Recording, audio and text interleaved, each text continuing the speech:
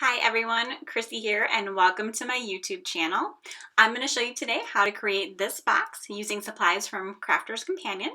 So first of all, I have some paper that I cut to 9 inches by 9 inches square. I had 2 sheets and it's from the Elegance paper pack. And you can see I grabbed my Ultimate tool. Now I apologize because my camera space is not quite large enough to show the entire Ultimate tool, so I hope you're able to see everything okay. So there's 2 sides to the tool, and there's one that says box lid and then one that's the box bottom. So for one sheet I did the lid, and then for the other sheet I did the bottom, and I'm just kind of showing you real quick. You can kind of see like the lines are thinner on one and thicker on the other. So each one of these is, I believe, a 1/4 inch. So I just counted 3 down, and this is just going to be a square box. And so for each side, I counted 3 into the 3rd line down from the top for both the top and the bottom. So now you can see there's score lines in there. In each corner for both the top and the bottom, I'm going to go ahead and I'm going to cut on that score line and then just cut a teeny tiny notch in there. It does not need to be perfect. This is just going to help us when we go ahead and we put the box together. It's going to be a lot easier and a lot cleaner to make the corners if we cut those notches.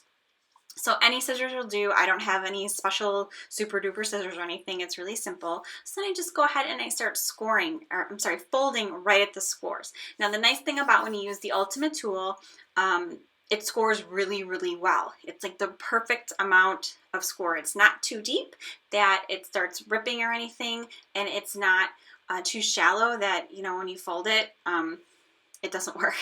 So, and then for camera purposes, I'm kind of showing you that I did it on the corners on the printed side. And then I also did it kind of on the inside too. So you're going to take that outside corner and fold it in, and that makes it nice and clean. We don't want to put on the outside because then everyone will see the trimmed edge. So doing it on the inside kind of hides our little fold. So I'm using the extra strong permanent tape runner. You can use liquid glue if you want.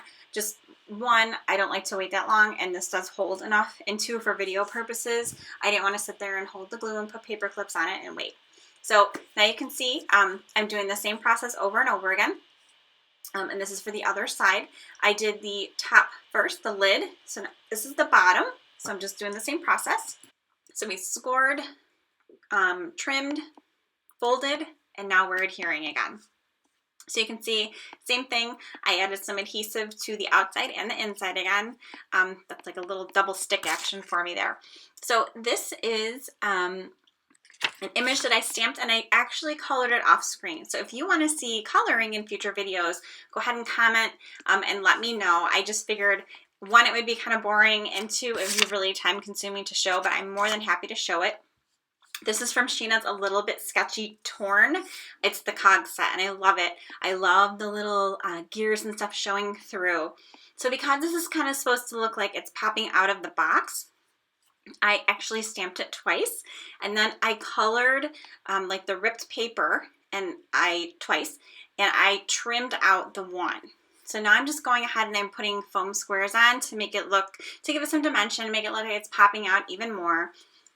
I mean, obviously, it's not, but we want to give the illusion that it is. It just really adds a great amount of interest to the box. I think it makes it look really cool. And I use all Spectrum Noir to color in the cogs.